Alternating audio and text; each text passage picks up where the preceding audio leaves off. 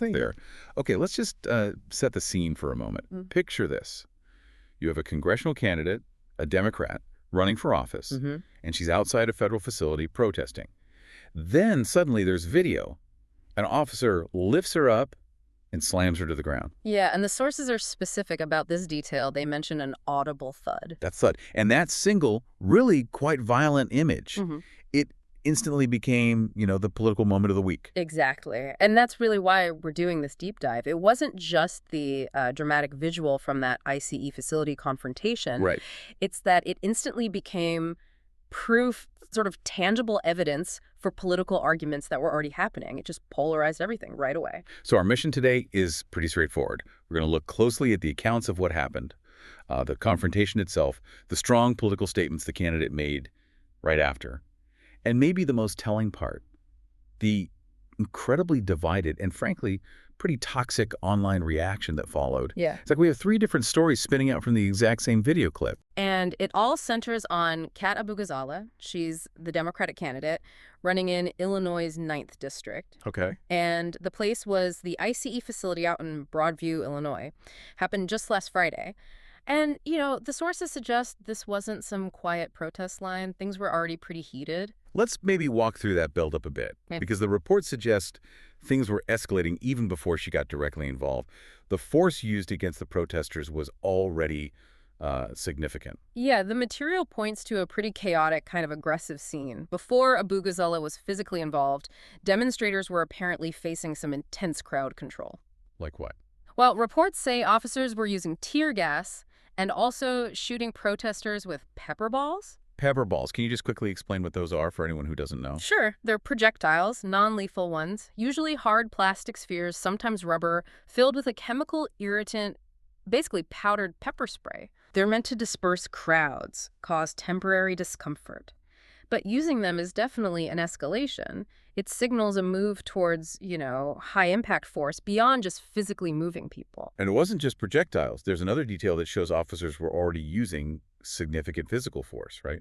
Yes, a really crucial one. An activist was reportedly dragged inside the ICE building by officers. Dragged inside. That feels like a major step, taking someone off the street into the facility. It suggests a maximum level of physical engagement, absolutely. It really sets the stage, this backdrop of intense physical confrontation that Abughazaleh then entered, which leads us to that moment, the one caught on video. The sources are very clear in describing it.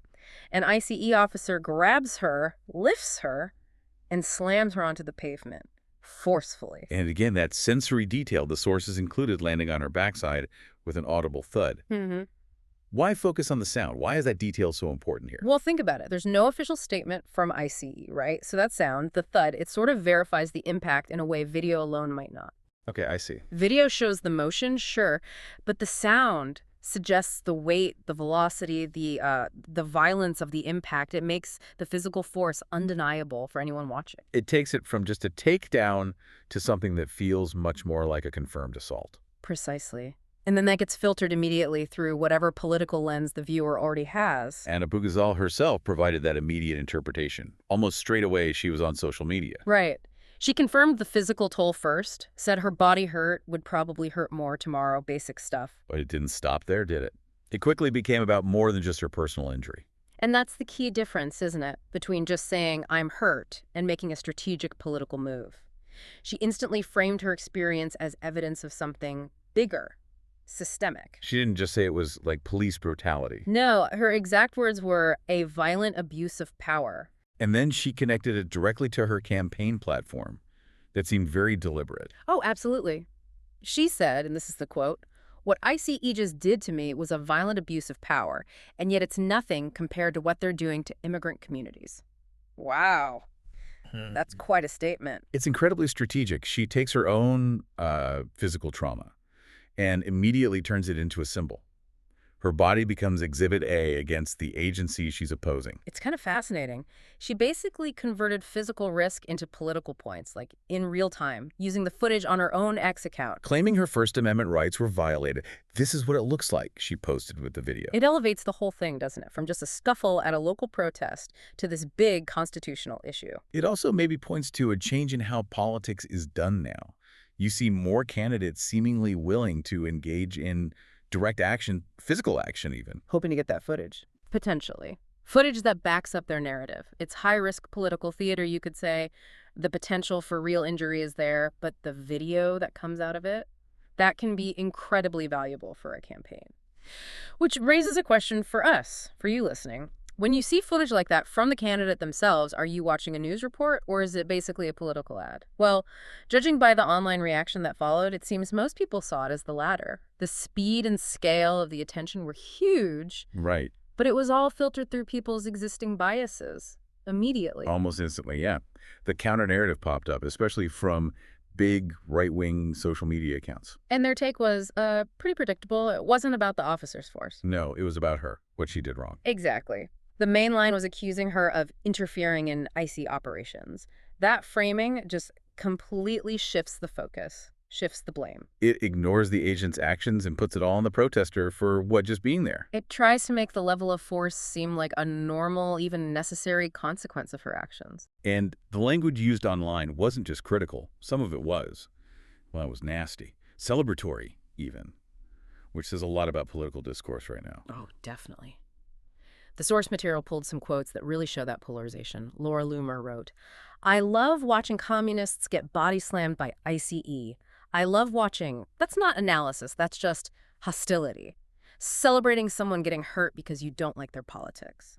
It's pretty stark. It shows how dehumanizing things can get. Someone's physical injury isn't seen as, an injustice or even just unfortunate. It's a win. Yeah, and that wasn't an isolated comment. The End Wokeness account chimed in, too, with that phrase. Kat Abughazaleh just fucked around with ICE and found out. That found out part. That framing is powerful in a really negative way. It suggests this is just how things work. Challenge authority, expect violence, you deserved it. Like playground rules, basically. It strips away all the complexity, all the context. Right. It shuts down any real discussion about whether the force was proportionate or legal or necessary under the circumstances. Yeah, the conversation jumps right over, was this excessive force, straight to, well, she asked for it. So while all this is exploding online, this really aggressive, personal, toxic debate, what about ICE? The actual agency involved. Total silence. The sources are clear on that. ICE hasn't made any public comment at all. Nothing. No statement, no denial, no, we're investigating. Nothing. Complete silence. That silence, it creates a huge vacuum, doesn't it? Mm-hmm. When a federal agency is accused on video of violence against a political candidate, and they say absolutely nothing, what message does that send? Well, it certainly doesn't quiet things down. That vacuum gets filled instantly, usually by the loudest, most extreme voices online. Without any official word, those really partisan, emotional takes become the main narrative for people who already feel strongly one way or the other. The silence just fuels the fire, really. Feeds the polarization. Okay, so let's try and pull this together. What are the main things we should take away from this whole incident, thinking about politics and protests today? Well, first, it seems to confirm that direct action, even risky direct action, is becoming a part of the political playbook for some candidates. It's not just about protesting policy anymore. Right. It's about capturing that moment, the one that visually validates your entire argument against the system or the agency or whatever you're fighting. And second takeaway, the video itself, its power seems complicated. Yeah, it's like it's both absolute proof and totally meaningless at the same time. The video shows what happened physically, the lift, the slam, you hear the thud. Those facts are hard to deny. But how you interpret those facts? It's completely up for grabs. The video doesn't settle the argument. It just gives everyone more ammunition. If you already think ICE is abusive, the video confirms it. If you think protesters are trouble, the video confirms that too. It just feeds the existing conflict. Yeah. Exactly. And the final piece is that contrast. The intense, personal, often vicious online reaction happening immediately, compared to the complete silence from the official institution involved. Yeah, that gap highlights a real disconnect in how these things are processed now. Instant, raw, unfiltered reaction versus bureaucratic muteness. So maybe the final thought to leave with you, listening to this, is about that dynamic. When a political figure seems to actively engage in a confrontation, gets the video, and pushes it out through partisan channels, how do we draw the line? How do you tell the difference between legitimate political protest and something that might be more like a manufactured political event? And what about that official silence? Is ICE refusing to comment actually help by not getting into the online mudslinging? Or does it hurt public trust by letting the most extreme voices dominate the story? That's really the tension here, isn't it? Something to definitely think about.